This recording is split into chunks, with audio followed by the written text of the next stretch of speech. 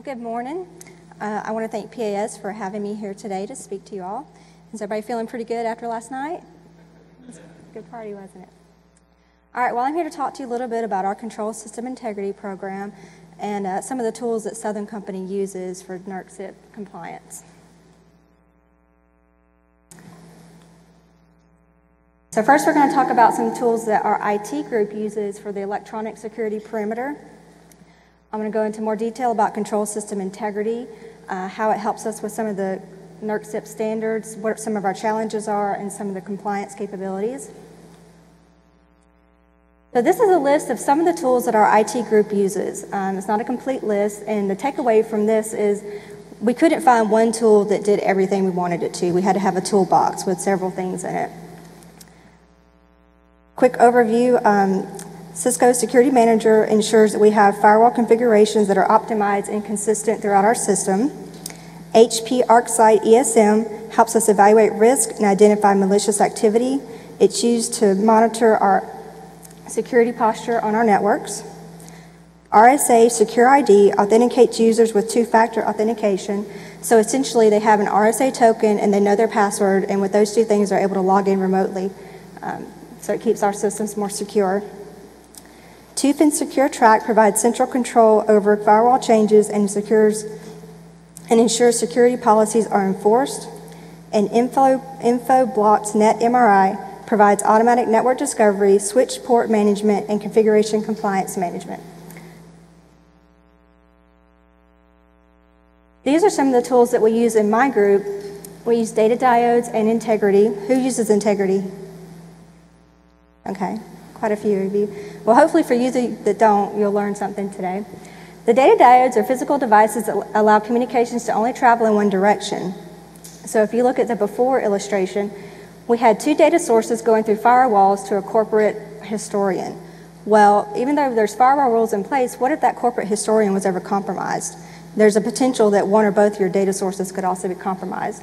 So the way we decided to handle that was with data diodes. So the data travels through the diode on a single strand of fiber, which makes it physically impossible for the data to come back in the reverse direction. We also use integrity, which is a tool that collects control system data from the plant level. It analyzes the data, crunches the numbers, and gives us workflow management to manage those changes. And there's lots of reporting tools, and we're also getting backups from this tool. So the primary purpose of CSI, and I want to make a distinction here. So integrity is the tool and the product, but CSI, Control System Integrity, is our internal program name. So CSI is a tool for compliance. There's lots of things that integrity can do that are great for managing your process and your control systems, but NERC compliance was really our driver. Here's a summary of the current V5 standards. We talked a little bit about CIP5 and the electronic security perimeter that IT is managing. Integrity can help us with CIP7 and CIP10 with security systems management and control configuration management. This is an illustration of our Southern Company footprint. You can see we're largely in the southeast region with a few exceptions. We have about 300 units distributed across all these plants, so that's a challenge for us, managing all that data. About 2 years ago, we did a manual inventory at some of our largest sites. We couldn't reach all of them, but we tried to do it with our largest sites to see what kind of workload would this be. We found that it took about 4 weeks per unit and 4 to 5 people to accomplish this task. And they found about 200 electronic devices per unit. So we're talking a lot of information. Well, how do we manage that? And that was a challenge. This next slide shows a sample of some of the devices we have at these units. They come in lots of different flavors, different versions, and even from unit to unit at the same plant, we might have a different combination of these devices. So having one tool that could interface with these devices was a big driver also in going with integrity, because it can interface with these, and we don't have to rely on the vendor and have to manage all those different tools. This is an overview of our CSI architecture. Every week we pull data from the plants. We're getting DCS logic configurations, HMI graphics, flat configuration files, PLCs, historians, turbine control systems. Anything that we can network to, we're trying to pull the data up. Every week it gets brought up to a corporate server. The data is analyzed and crunched, and it goes into our database. And then on Monday morning, people with the correct authorized access can log in and look at the changes on their system over the week, or we can do it at the corporate level. Once you review this data, you can generate reports and get lots of good compliance information out of it. So some of the compliance details on system security management. I mentioned that we're pulling up control system information. We're also getting device data from those workstations and servers. We find out what the latest security patches are and are they loaded on the system. What is the antivirus definition and is it up to date? Ports and services, which ones are open and what services are running, and is it authorized? We take an inventory and get a baseline to figure out, okay, what ports do we say are okay, and is there anything else that's open that shouldn't be? User account and password management.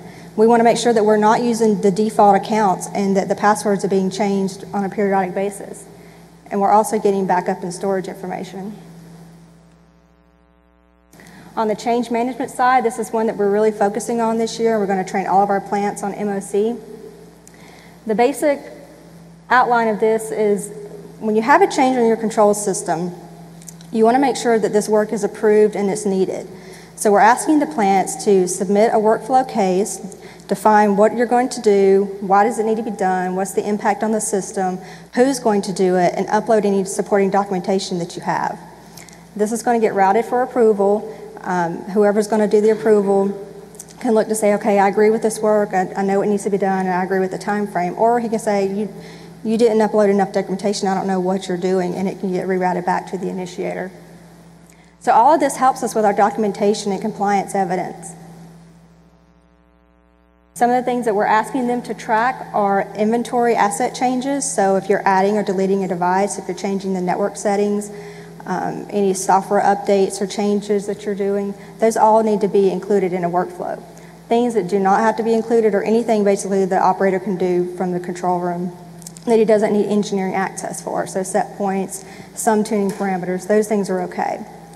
The question always comes up, well, what if I have an emergency? I don't want to do a workflow. I need to do the work that I need to do, and I don't need this to slow me down. And we absolutely agree with that. We don't want a tool to get in the way of reliability. But we are asking them to go back after the fact and put in this workflow and show email documentation that this was an emergency and you had to do it right away. I mentioned a little bit about backup and storage. So we're pulling so much data from the plants every week. We looked at this and said, this is almost what we would do if we're going to do a backup. So we did a gap analysis to figure out, okay, what are we getting today? What do we need to make it a full backup? And we changed our data collection to include those items.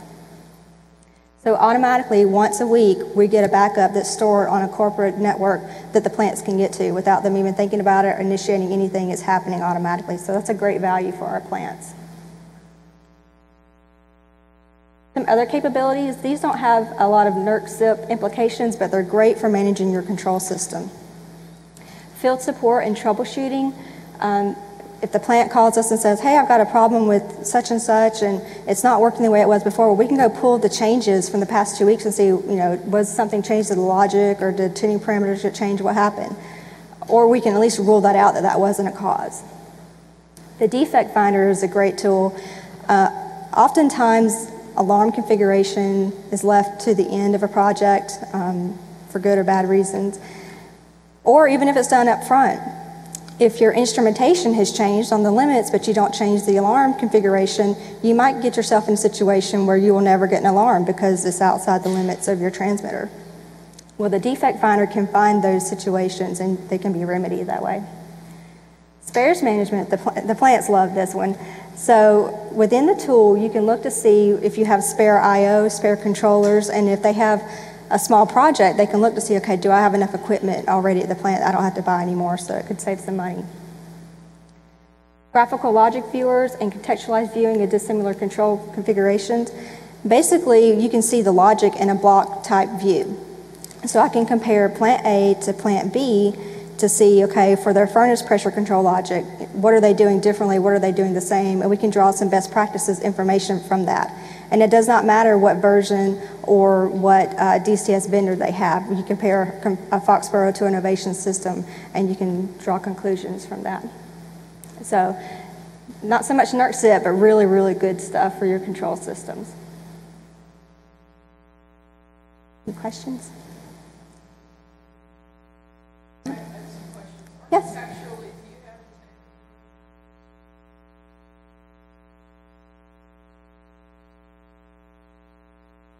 We do have it installed at the plant level, and we bring it up to the corporate level. I know most sites manage it at the plant level, but we bring it up an extra layer.